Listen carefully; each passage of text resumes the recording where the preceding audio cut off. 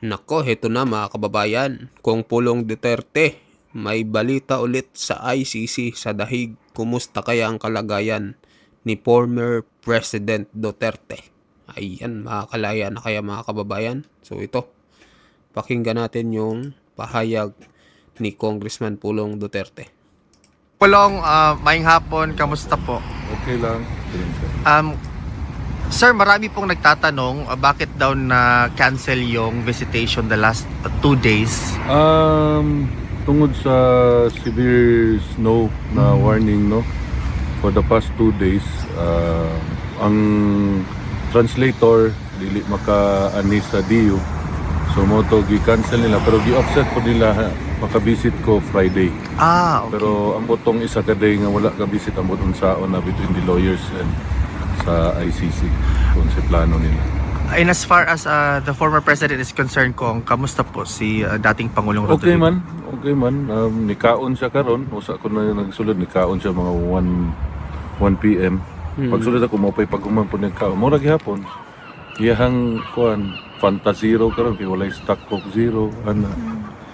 Pati ito mga chips. Mura niya sige pangutana about sa pagdumala namo sa Davao. Akong gi-inform siya na so far okay man ang para sa ako ambot sa mga taga Davao nga okay man pagpapadagan ni Basti. Kasi pangutan nagkinsa daw ang Vice Mayor, anak ko nga ang imuhang apo si Rigo. Kumusta po daw? Anak ko, trabaho as Vice Mayor na unsay normal nga trabaho as Vice Mayor, session, barangay visitation, nga ana. So okay man tanan. Kumusta po sa kang Omar? O dugay may nag-storya pong Omar, kapag balita. Sir, usaping politika lang po. Ano po yung reaksyon ninyo doon sa press conference ni Governor Chavit Singson na kinarakterize ni Yusek Claire Castro na parang a form of inciting to sedition daw, sir? Anything you say against the president is always inciting to sedition. Kay mga talawan man ang piste na. Demokrasya man kumusulti ko bogo inyong presidente inciting to sedition. Tama. Unsay gusto magdebate mi ni Ferdinand Marcos wa man nahuman. Di lang po kumusulta dani init pa akong ulubin. Kapoy magkastorya mga bugo god. Di pa po ko bright pero di po ko anak ka bugo. Di ba? Ay magtuo ng tulo ka survey. Mao na nay kuhay ninyo base ay magtuo sulti man si bangag nga ay magtuo ng isa ka survey. Karon ay magtuo ng tulo ka survey. Ayaw pag magtuo nga nangawat sila sa kabans gobyerno ay magtuo na tanan. Kay ma-inciting to sedition mo. Kita nung ninyo tanan. Kung sa ma-inciting to sedition na ng Kadsabit. Gi-report niya nga ang ilang ghost project dito si Lucos. Moro to kung hibala na, ambot og napa siya gisultilain.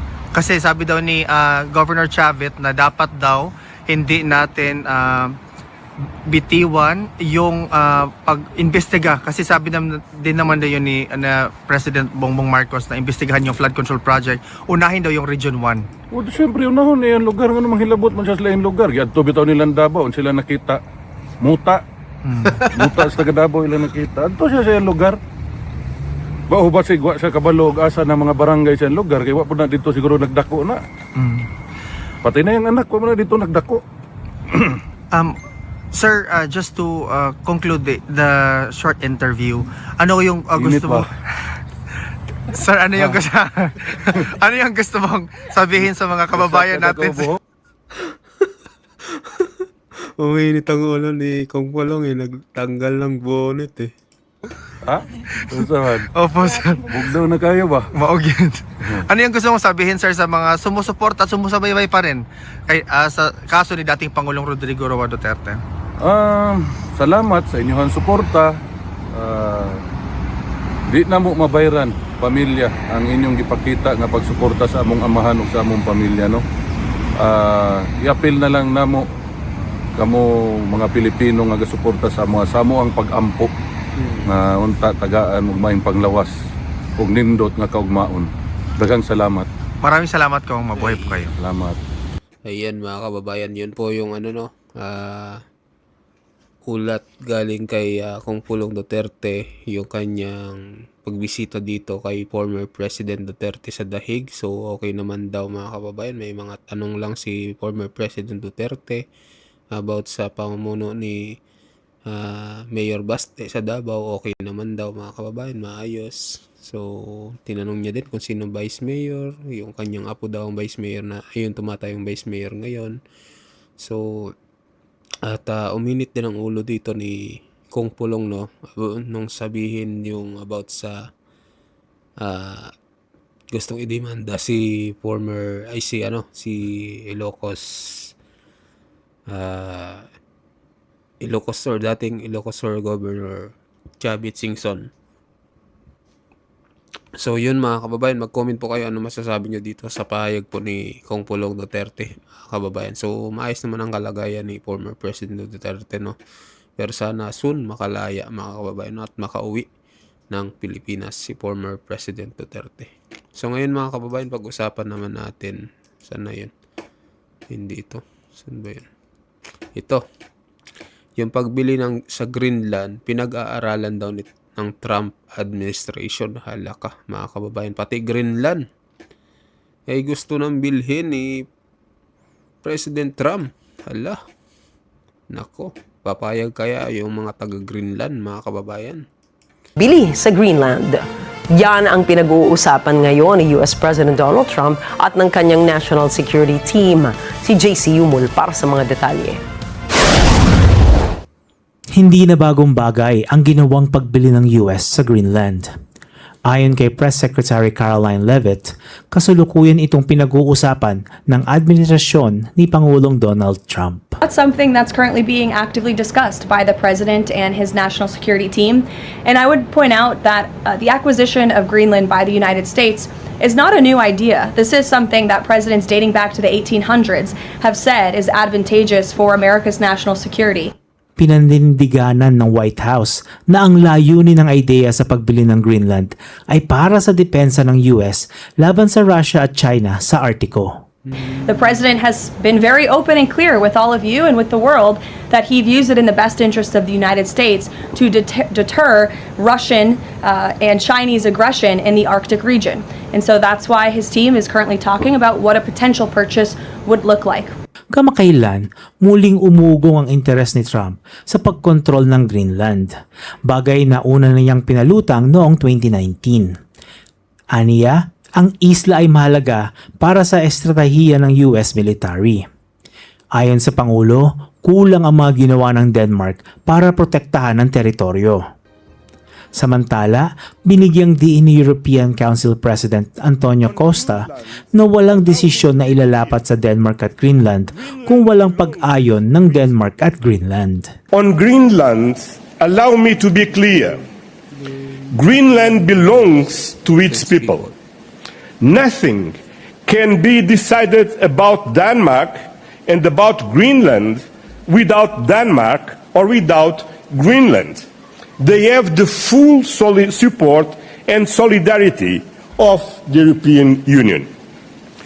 Europe will remain a firm and unwavering champion of international law and multilateralism. Ayon kay Costa, naninindigan ang Konseho ng Europa sa pagsunod sa batas internasyonal. The European Union cannot accept violations of the international law, whether in Cyprus, Latin America, Greenland, Ukraine, or Gaza. Pinakamalaking isla ng mundo ang Greenland. 57,000 na katao ang bumubuo sa populasyon nito. Hindi independeng miyembro ng NATO ang teritoryo, pero sakop ito ng Denmark bilang kaanib sa nasabing alyansa. JC Yumul para sa Mata ng Agila International, trusted, connected, on point. Sinabi ni US Secretary of State Marco Rubio nitong Miyerkules na makikipagpulong siya sa mga opisyal ng Denmark sa susunod na linggo. Yan ay kaugnay ng lumalalang tensyon tungkol sa Greenland na teritoryo ng Denmark. Ang pagpupulong ay kasunod sa mga pahayag ni Trump at ng White House na interes nito sa strategic Arctic Island, kabilang ang posibilidad ng diplomatikong pagkuha at pagbili umano nito. Nang tanungin kung handa bang gamitin ng militar, sinabi ni Rubio na bilang diplomat siya, mas pinipili ang resolusyon sa pamamagitan ng diplomasya, ngunit anya, may kapangyarihan pa ring gamitin ng Pangulo ang military force kung makakakita ng banta sa national security. Why has the administration not taken Denmark's offer to discuss the situation in Greenland? And Oh, I'll be meeting with them next week. But will you take military intervention off the table? I'm not here to talk about Denmark or military intervention. I'll be meeting with them next week. We'll have those conversations with them then. And but I'm not having anything further to add to that today. Hindi naman direktang sinagot ni Rubio kung hahayaan ang administrasyon na manganib ang kanilang pagiging parte ng NATO alliance kung sakaling magpadala sila ng puwersa upang makuha ang Greenland. Grabe no, ba't kaya nila pinag-aagawan mga kababayan? Ba't gustong bilihin ito ng Amerika ang Denmark, mga kababayan? Sabi dito, sa tension daw ng Russia at China, palagay ko mayroon pang iba eh.